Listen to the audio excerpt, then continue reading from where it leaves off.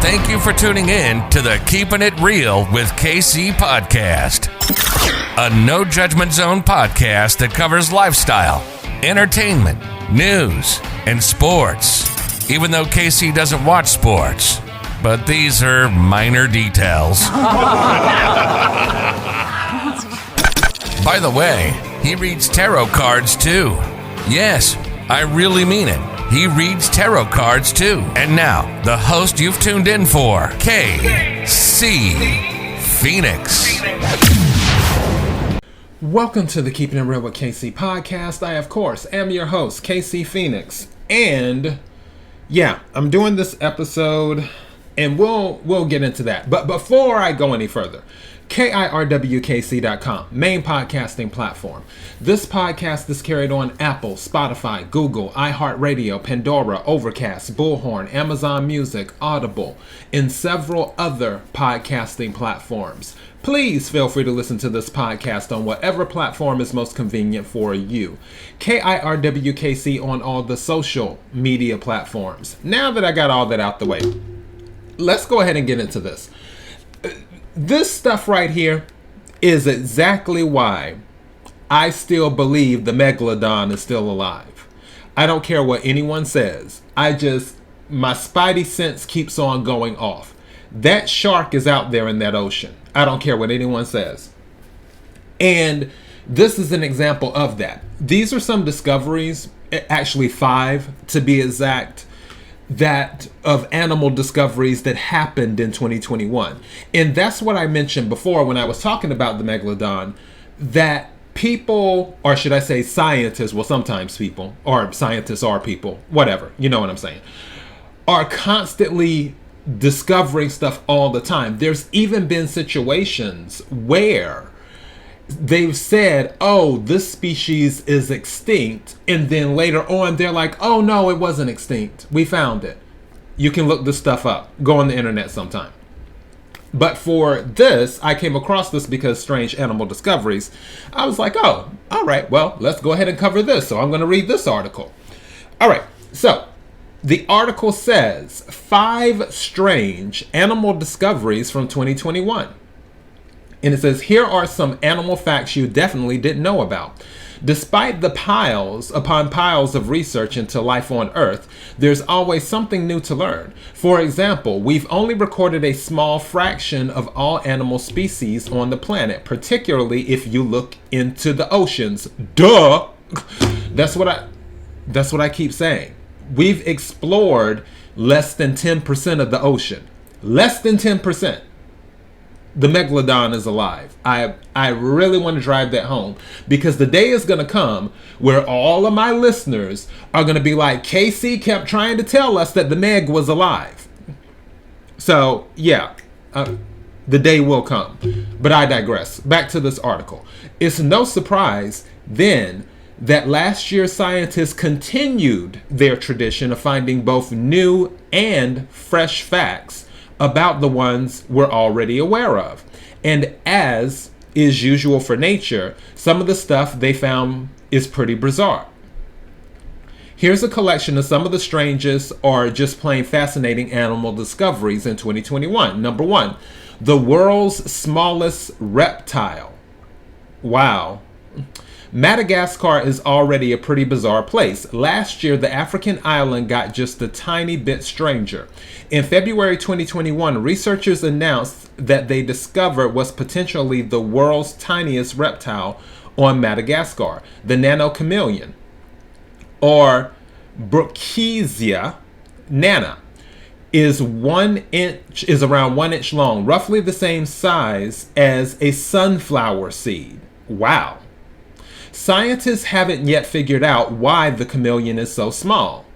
It could be a result of island dwarfism, although the discoverers believe the nanochameleon's size is due to habitat loss. According to its discoverers, the tiny chameleon raises questions about how small vertebrates can actually get. Now, they mentioned that before, with the megalodon, with the habitat changing and then it shrunk down in size, then eventually died off and all this other stuff. I'm not buying that. As for this lizard, I don't know what the deal is. But that's really a small lizard. For those looking at the video, you see this is on the guy's thumb, or whoever's thumb, guy or girl, thumb. That is a really small lizard. Wow. Okay, number 2. Elephants are losing their tusk. We all know poaching for ivory is a major threat to African elephants. This became a particular problem during Mozambique's civil war between 1977 and 1992, when 90% of all elephants in the country's KIRWKC National Park were wiped out. But, as Jeff Goldblum said in Jurassic Park, life finds a way. Last year, biologists made an interesting observation among the elephants of KIRWKC. The elephant population has started losing their tusk. Since 1992, a third of female African elephants in the park never developed tusks in their life. Before the war, only around 4% of female elephants stayed permanently tuskless. Upon further research, scientists discovered that the tuskless elephants had mutated copies of 2 tusk-producing genes. What we're seeing is evolution in real time. After all, poachers have no reason to kill off elephants without tusks, which helps the species survive. Number 3, a whale fish that changes shape. The whale fish, not an actual whale, is not a new discovery. Scientists have been aware of its existence in the deep sea since 1895. But for the longest time, they thought the fish was 3 different species. It took them more than 100 years to realize the whalefish actually undergoes a dramatic transformation as it grows.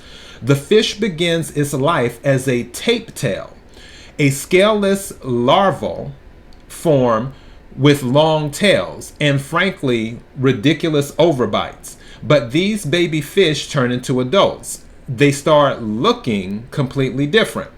If they're male, they turn into what scientists call big noses. Okay. They develop scales and a big bulbous nose, while their mouths and intestines wither away since they'll never eat again. Okay, I'm confused. I have to read this again. I'm processing the information. But these baby fish turn into adults. They start looking completely different. If they're male, they turn into what scientists call big noses. They develop scales and a big bulbous nose, while their mouths and intestines wither away since they'll never eat again. Not my monkey, not my circus. Let me finish this article. Females, however, grow to a roughly well-shaped body several times larger than the males. They also turn bright orange and develop sensory lines along the sides of their bodies to help them navigate the darkness of the depths. And that's the most we know about the fish. Since it dwells in the deep, there are still many mysteries left to solve. Going back to the megalodon, that's why they haven't seen it, because the megalodon is in the deep. Just saying. Number 4, a stupid-looking zombie frog. If you don't like the ocean, there are plenty of new species to be found underground as well. Synaptyrannus zombie is an underground that lives in the jungle of northern South America. The frog got its slightly macabre name for its strictly underground living habits. To find them, scientists had to dig them out of the ground with their bare hands in heavy rainfall, leaving them looking like they scratched their way out of a shallow grave. As far as we know, the only time the frogs come to the surface is during heavy rain. That's when you can hear their short calls as the males try to attract any nearby females. The frogs are immediately recognizable not only from their bright colors, but also from their honestly pretty stupid looking long snouts. Just look at that face. It's like the frog knows how ridiculous it looks. Yeah, the frog does look kind of... Actually, it reminds me of a aardvark with a shorter nose. Or maybe a salamander. I don't know. I'm kind of looking at this picture. For those who are watching the video, you can see what I'm talking about. If you feel free to leave it a comment, I'll upload this to YouTube. You can leave a comment in the comment section and say what you think it looks like. Yeah. Whatever. Okay, and number 5, a self-decapitating sea snail. Again, the megalodon is alive. If an animal loses its head, that's usually the end of that particular story. But once again, marine life decides that it just has to be as alien as possible. In March, scientists described 2 species of sea snails with a rather extreme method to rid themselves of parasites. They tear off their own heads. I'm not making this up. You see I'm reading the article. Well, for those who can watch in the video, you see I'm reading the article. But the snails aren't committing gruesome suicide just to deny the parasites the thrill of the kill. The head simply crawls away like nothing happened and goes back to feeding on algae and detritus. If the snail was young and healthy enough, it'll grow a whole new body. Interestingly, the old headless body can also live on for several months as it slowly rots away. Imagine how creepy it'd be if humans could do that. You think? Sea creatures shedding and regenerating body parts is nothing new, but this is one of the most extreme acts of voluntary self-mutilation researchers have seen. They're now wondering whether there's anything we could learn from the snails that could help human medicine. Now that would be interesting. All right, so that is the article. I just found this interesting when I came across it my first time reading the article, but when I was glancing over some of the stuff, I was like, oh, okay, I can talk about this on my podcast.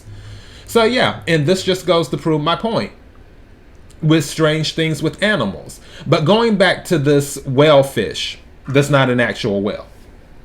The reason they don't know much about it is because it's in the deep part of the sea. That's why no one has seen the megalodon. The megalodon is in the deep part of the sea. If there was a documentary, it was done. I watched it probably a year or two ago. And it was the Mariana Trenches out near, if I'm not mistaken, Australia. And it's kind of funny because the movie The Meg, that's what they went down into. But this is the crazy thing, which that might have been where the person who wrote the book, because the movie The Meg is actually based off of a book series. Most movies are based off of book series. You'd be surprised. But the Mariana Trench, there was a situation where a submarine actually went down. It was back a long time ago. Went down into the Mariana Trench, like into the deep, deep, deep part of it. And the submarine was attacked by something. And you can look this up. They still don't know what it was. It was attacked by something. And because it's so deep, it's hard to research that area.